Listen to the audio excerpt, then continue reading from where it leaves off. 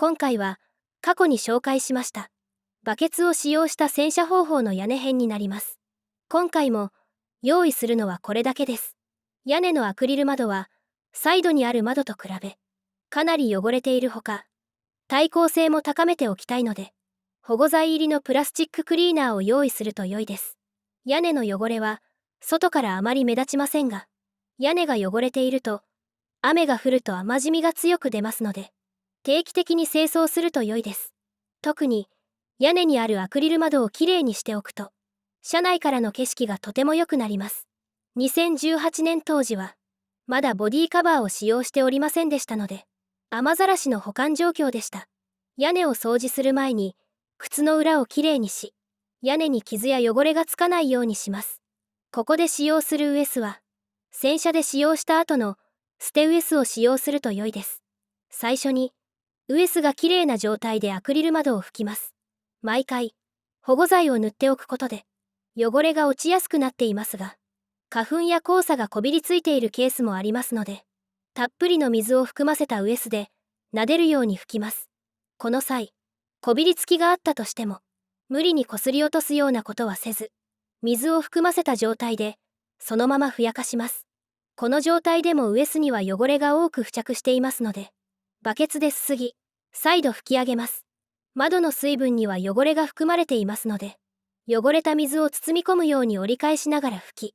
バケツですすぎ、汚れを落とします。窓には多少水分が残っていますが、大部分の汚れはウエスに付着していますので、汚れの粒子は小さくなっています。すすぎ終わったら、仕上げとして、こちらも力を入れずに、優しく撫でるように拭き上げます。この状態で、固形物と水溶性の汚れは除去できていますが、油分を含んだ汚れが付着していますので、プラスチッククリーナーを使用します。プラスチッククリーナーには、保護剤が含まれているものを使用するか、別途保護剤でコーティングすることをお勧めします。屋根の窓は、劣悪な環境下にありますので、保護しておかないと劣化を早めてしまいます。毎回保護剤を塗っているからか、このアクリル窓はいつまでも綺麗なままです。続いて他の窓も拭いていきます。窓には優先順位をつけておいて、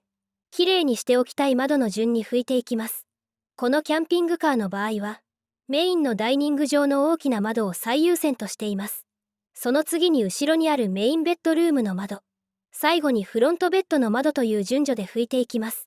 窓が綺麗だと、とても気持ちが良いため、出発時には必ず綺麗にしておきます。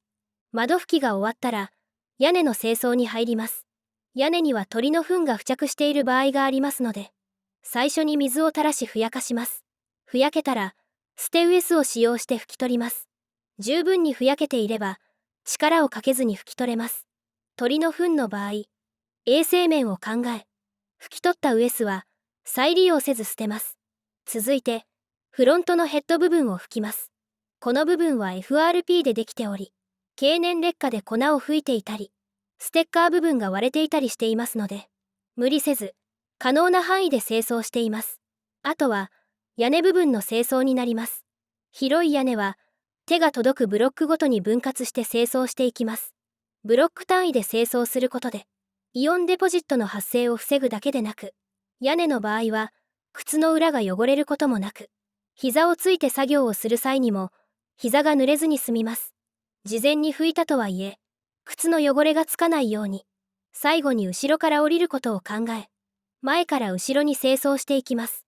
購入当初は、屋根の上に登ることに抵抗感はあったのですが、アクリル窓が汚い方が気になったほか、冬は雪下ろしをする必要がありますので、屋根に登ることは致し方ないと考えました。